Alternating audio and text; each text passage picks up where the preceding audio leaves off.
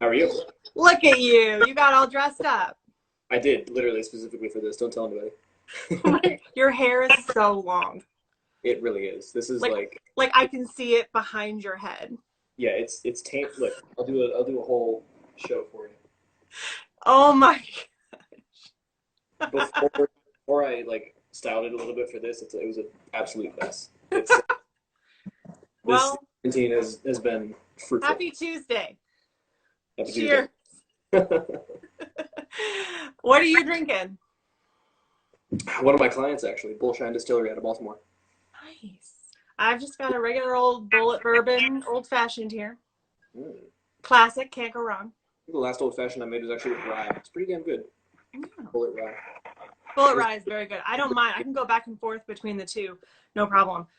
Good fusion. Um, Before this becomes whiskey talk with Anthony and Rihanna, which we could go on and on about that. We could. Okay, so y'all know me, but this is Anthony, and he's a little cutie.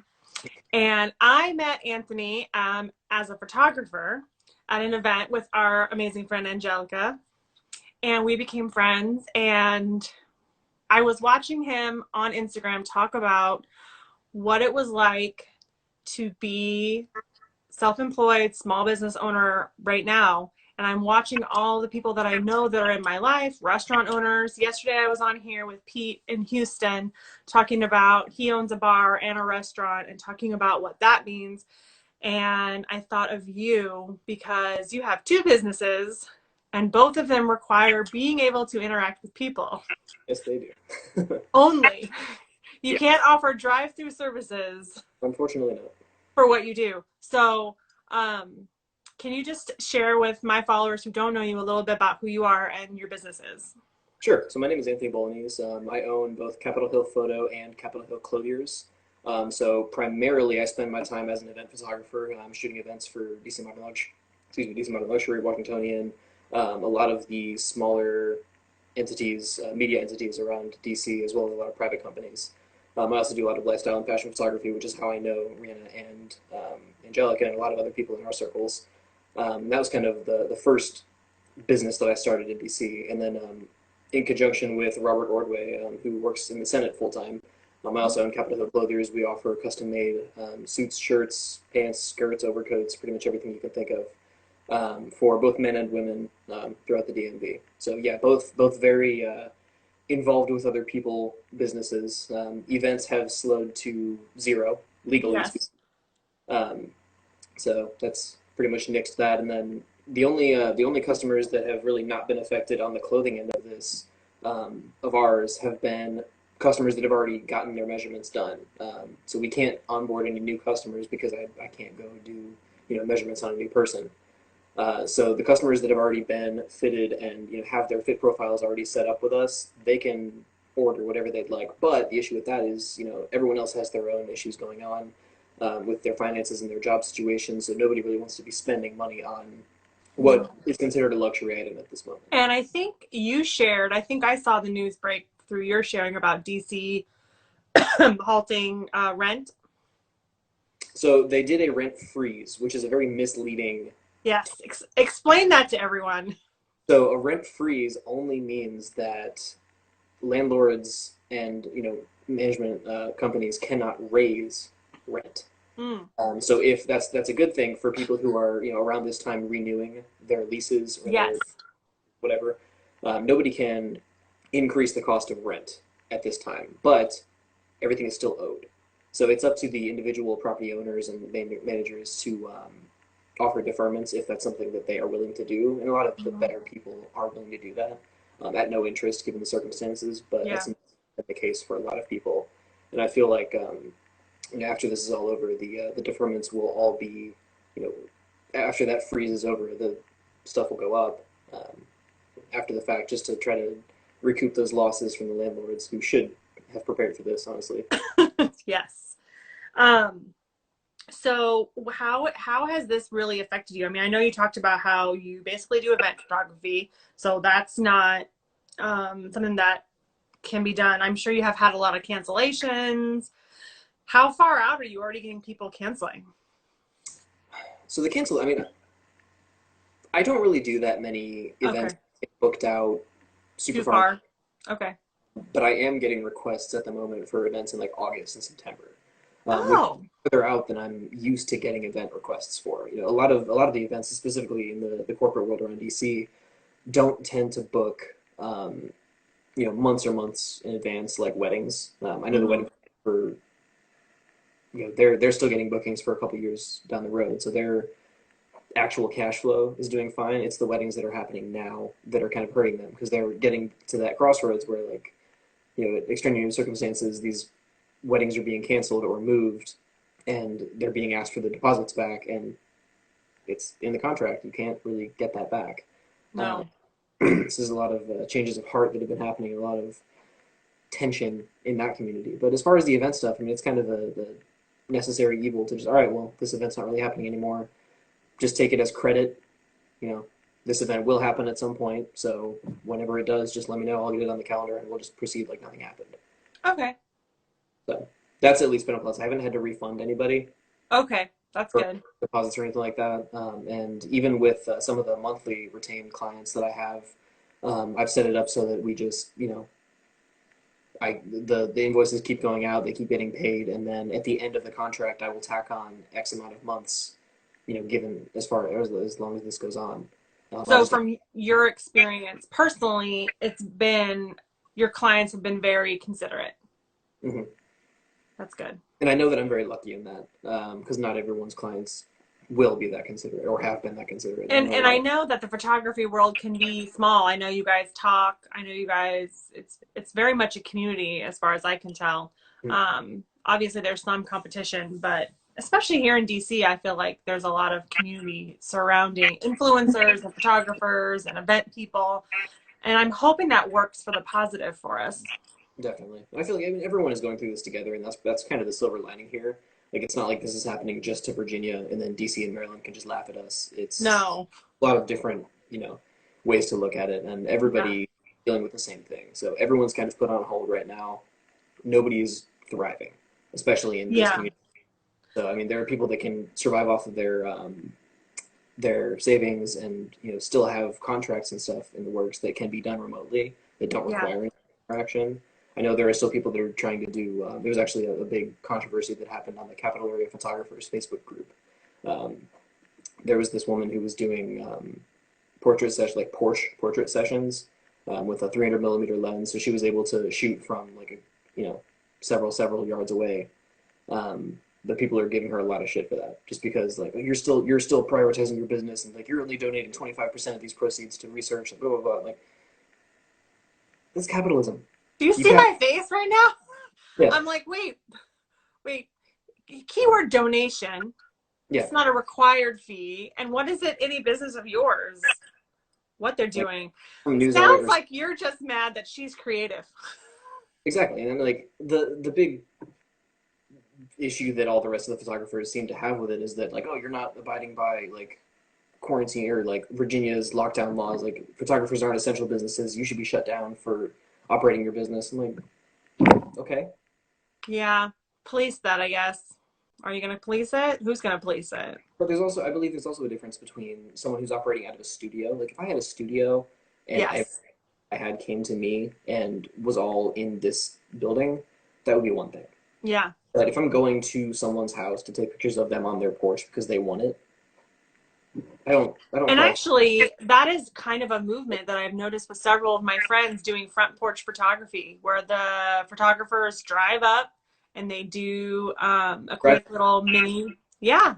And one of my friends did it all in her neighborhood, and they did like they moved their quarantine lifestyle out on their front porch. So you had like men in like suit jackets and shorts with their computers, and something to keep it lighthearted and to document what's happening, because I feel like what I'm noticing through all of this is that people are not being allowed to process this because somebody always has it worse than you. So you need to keep your emotions in check. That's And just a shitty way to, I to feel like that's a very first world problem, that you have the luxury of, you're not allowed to have a feeling Yeah. because someone somewhere else is struggling. And I feel like that robs you of your own personal grief journey, because whether we want to admit it or not, this is like a full-on grief. Like, we're going through the stages of grief And it's in world. many, yes, worldwide. And then there's the empathy part of it that goes into it with people you don't even know, you know, all that kind of stuff. And then, I mean, that's one of the reasons why I wanted to do this, because I was just looking at you guys, Mm-hmm. all of my friends who own businesses, and I'm like, we need to talk about this. We need to show people what you guys are going through. How can we help you? And I just think it's part of the healing process. And I think we should be free to talk about that kind of stuff. And on the topic of, this community being so supportive and so kind of, it really is a community versus just a group of people doing the same thing. A lot of, I'm friends with several headshot photographers, several wedding photographers, several other event photographers, and everyone's kind of got their own thing going on. Like, nobody's really battling to have the best deal. Everyone is just like, hey, like my current network or my current, client base, what we're all going through because it's not a secret. You're not educating anybody Yeah. on problems because everyone knows that everyone's in trouble right now. So everyone's putting out their own deals, and it's kind of proving how creative of business owners we're able to be. Well, this is definitely forcing you to be creative in whatever aspect Yeah. you're doing. So as far as Capitol Hill, I mean, unless they're already a client of yours, they can't really work with you yet, but they can get in contact with you to see what you guys do. Yeah. Check out all the really cool jacket linings. That's the best part for me. Yeah. Is all your jacket linings. And anyway, we have a lot of stock linings, but I really, really like to design linings individually for every single person. Like every jacket that I've made for myself has had, and you've seen them, has had a designed or a lining designed specifically by me for me. And I do that same thing for all of my customers, if they want it. And it is a time commitment. Get your favorite thing and have Anthony put a lining in it. He's got really cool ones like cameras and all sorts of cool stuff. Do you have any with drinks on it yet? Do you have a drink one? I haven't actually, but I did do two suits for the owners of Bullshine Distillery with the logo design inside of it. So nice. It's whiskey adjacent. Yeah. It's not really a glass of whiskey or anything in there. It's whiskey adjacent. I get it. What about your photography? Are you offering anything right now? Like, can people buy gift cards? Every service that I offer, I have actually my front page of my website right now has shifted over to basically like an update. Okay. Displaying what I'm offering right now. So I have a headshot package for $200 at the moment, down from about $500, which is my normal headshot starting package. Let me pull it up right now because off the top of my head, I've been drinking long before we started this. Oh boy. So I mean, this is us, guys. It's a real picture of who we are. Exactly. What can I say? So I'm offering a headshot package for $200, and that's you get 2 outfits, up to 2 backgrounds. If you, I have white and gray with a lot of different variation as far as like how gray you want it, just based on how I do the lighting. Yeah, Anthony has a whole studio set up that he's got for you. So, so if I'm not watching Netflix, I'm set up for a shoot. And I also I'm doing lifestyle and fashion stuff for $100 for 1 location, up to 2 outfits, and 10 edited photos as well. So bloggers, man, get your outfits together and work with Anthony on that. So there are real ways. There are real ways that we can still support you for those that are financially able. And, bookmark. If you can't do it now, this is the time to really look and see who you want to support when this is all over. I mean, I don't know. I think it's going to permanently change the landscape of how we think and operate. And I know people are scared to do anything, whether that is support a local restaurant. Some people are scared to even drive up and get stuff. There's a lot of good local restaurants that are doing that. The People's Drug is a great one. You can get drink kits through them and food. Mike's American Grill, which is out in the suburbs where I am, which I love. And, you know, there are real ways, but I think the true test of all of us as humans is what's going to happen after this, because we need to get back out there and try to support as many of the small businesses as we can. And I know there are lots of people that are very fortunate to still have their jobs. Yep. So we're counting on you is really kind of what I'm saying to spread the word to other people who are also still able to work from home to help support some of these businesses, because we want them to be there when we get back to normal. That's one reason that I'm very, very grateful that I never pulled the trigger on, renting a studio space or having a retail storefront for Capitol Hill Clothiers. Just because if I had done that for either of the businesses, and definitely if I had done it for both, I would be absolutely bankrupt right now. Because I mean, retail clothing in DC is not thriving by any means, unless you're a franchise of like Gucci or Louis that can do city center. No independent clothiers in DC are doing really well. They're all closed now, right? Because they're not essential. They're all operating online at all. Yep. Yeah. And luckily I think there's more rent forgiveness. I don't think it's deferment. I think it's just straight up like no payment for a lot of the commercial real estate. That's good. Throughout the whole tri-state area. Yeah. There's a couple that are doing well, like mainly the ones that are inside of malls or like the bigger shopping centers. Yeah. Those ones are a little bit easier to navigate, but everything individually owned or individually rented is not doing well.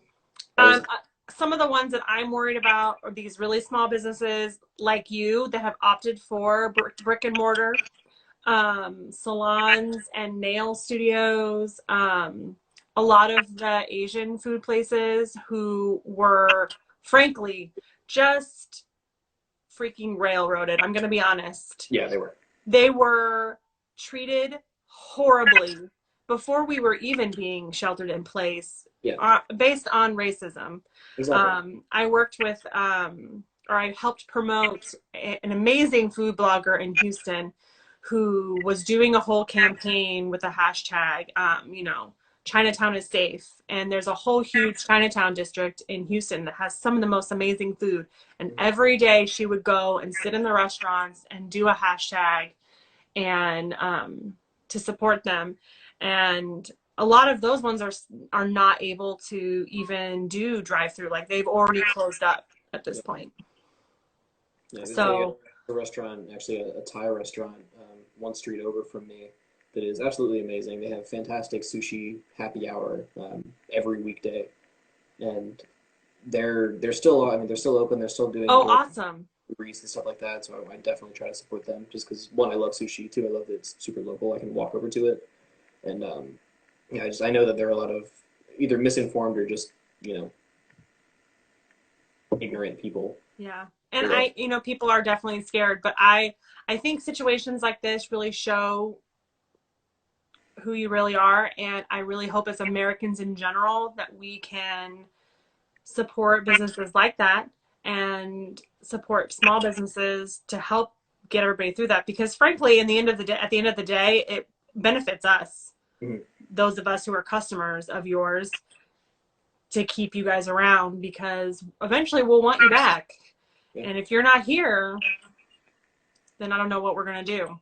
Yeah, I'm glad that we didn't opt for any retail storefront, because we're in damage control as everyone is right now.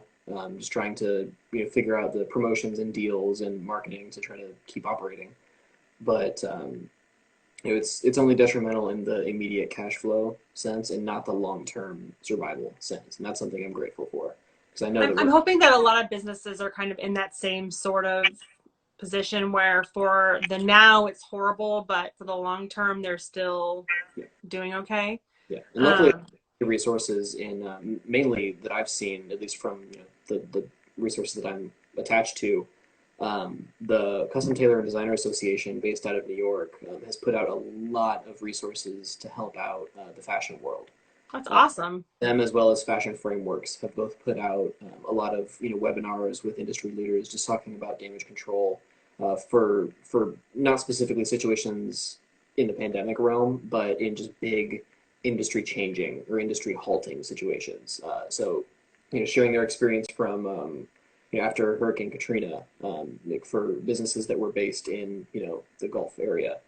Um, just other times that the industry has been halted, and kind of what are the best practices to do as a fashion designer or as a fashion retailer to keep your doors open in the long run. Like what you can do to maintain your connections with your past customers, how to do it in a more genuine way and not so much like, hey, remember us? We need money. More like, hey, I hope that, especially, and it's like I said, it's terrible, but it's also a very, very good thing for businesses that this is a worldwide event. Just because there's nobody who's not affected by this in some way or another. Yeah. So no matter what, your icebreaker as a business owner can be, hey, I hope you and your family are doing well. If you know them personally, which if they're your client, in a relationship-based business like custom clothing, you should know them pretty well. So, hey, you can reach out and say, hey, I hope you and Sophia are okay. Hope the kids are okay. If there's anything that I can do as a person, not as a business owner, I would love to. If there's any way that I can help you, just know that I'm thinking about you. Leave it at that. What would you say to, what you've said so much already, but what would you say to all of us, that are listening, that are potential customers of yours? Just don't lose hope. Don't think that we're going anywhere. Especially the ones that, are smaller operations, because I feel like those are the ones that are probably easiest to bounce back. Yeah. Actually, one of the gems of information. He was at the Custom Tailor Designer Association trade show up in New York when I was up there in January, and he and his brother gave a lot of really really good information about like how to manage your clients, how to navigate more of the day to day. This is before any of this ever came to light, but they've been very instrumental in helping the custom clothing community and just navigating the shit show that is right now. Because I would imagine that's kind of a small community. It's yeah, I would say so. Like small feeling, because you don't have like, you're not like a retail giant where you have like thousands upon worldwide, every state. It's like a different kind of clientele. It's a clientele that is really looking for something special, I guess is the best way I can describe it. Yeah, That they, they like they're experience, willing to look for that rather than just go to like Nordstrom's or wherever to buy a suit. and there are people Um, the cloud of buying, like they'll go to Nordstrom and they'll buy something that says Boss on it. If that's your kind of thing and you want the logo, fine. yeah. You can pay a couple grand for something off the rack. I would never do that. I've never have done that, and I would never dream of it, even if I hadn't gotten into the custom clothing business. But there are people who get their pleasure from just that name. But Nordstrom doesn't give you that customer experience, and they don't treat you like a person, really. You might Yeah. have lovely, commission Stylists. Yeah. employee who just makes the experience nice for you, but it's not going to come anywhere near the the genuine nature of just how we do it. And We as I think that's a benefit to you in the long run. yeah, I heard rumblings that Neiman Marcus was closing hmm. and being really affected by this, which I was wondering if we were going to see any large market companies that were kind of on the verge of issues anyway, sort of be killed by this. Yeah. Um, I but think the mentality for, I don't want to say a lot of them, but if I were the executive of some multi-billion dollar, fashion retailer, I think it would this is probably the prime time to go through the process like people did in, was it '08, yeah, the bailout process, where like, oh, this is what's bankrupting us, not our bad business practices. Let's, fire off everybody or lay off everybody and file for bankruptcy or whatever, I don't know the ins and outs of the big retail world, yeah, but let's go through the process and let the government bail us out and kind of get us back to square one. yeah, yeah. I just think it's all very interesting, and I think every day it's going to change slightly. Hmm. Um, I think for the first, because I was talking to someone, I was like, we've only been doing this 14 days. I hate to break it to you. Take another drink. Well, the actual official, when was the actual official lockdown? That was like 5 days ago. And it's before. Before that, it was just social distancing, quarantining. Yeah. The kids, my kids, I have 3 kids, they went to school on the 12th of March, and we're supposed to go on I think it was the 12th. It was that Thursday, right? And then the Friday was supposed to be the last day. And then the Monday was supposed to be a teacher work day to prepare for whatever distance learning. And that's when Prince George's County, I think, closed down. And then that's when everyone else started closing. Yes, drink up. We got you right here. So that's when everyone closed down. But it's not even been a month. It feels like an absolute eternity. Yeah, and everyone that I talk to has, especially like people who are at home with kids now trying to work, people who own businesses, you know, the Pete that I was talking to yesterday, they've had to figure out what they're doing in 2 weeks, and it feels like it's been 6 months It really does. because you know they had to put all these processes into place to make their clients safe. You know, no one's allowed to go in the back door. It's only front door. We take your temperature when you come in. You glove up. There's only 4 people making all the food. Like, I mean, it's a lot of things that have had to have been decided and explained to people in 2 weeks, and it just feels like it's been forever. And it's really only been 14 days. So It, like, honestly, somehow it feels a lot longer than that, and it actually has been a lot longer than that since things have been okay for, I guess, I'm speaking as my own self as a business owner, but I feel like a lot of other business owners that don't have retail operations um, have that sort of issue where ever since any sort of hype has started to build up from this, people started canceling. The last yeah, event that was March 4th. That's really, the last time I was paid to use this. So it's been over a month since I've had a paid gig. And I'm not complaining about that for the sake of safety, because even the last event that I had shot, it was a big topic. Like hand sanitizer at every single table. Like it yeah. was, Should we do this? Should we yeah, not do this? Like, the RSVPs were about double who actually showed up. And this was for a fundraiser. So those RSVPs are usually a lot more set in stone. Um, but you know, and I don't shame anybody for not showing up because obviously this has grown to what it is now. But yeah, it's been over a month since I had an event to shoot, and that's crazy. So it has been a month for you. yeah, but it honestly feels like the entire year. Do you Because remember? Do you remember in 2019 when we're like, yeah, 2020, it's gonna be our year, and 2020 is like, hold my beer. as long as they don't take our whiskey, you know. Right. Well, the ABC stores are still open, right? Thank you, Virginia. You're welcome. Essentially, um, I think I don't know if they're still open in Maryland I don't know. because so the issue I'm going to go on a little bit of a tangent here. All right, Uh, the tangent liquor away. law the liquor laws in Virginia are stupid.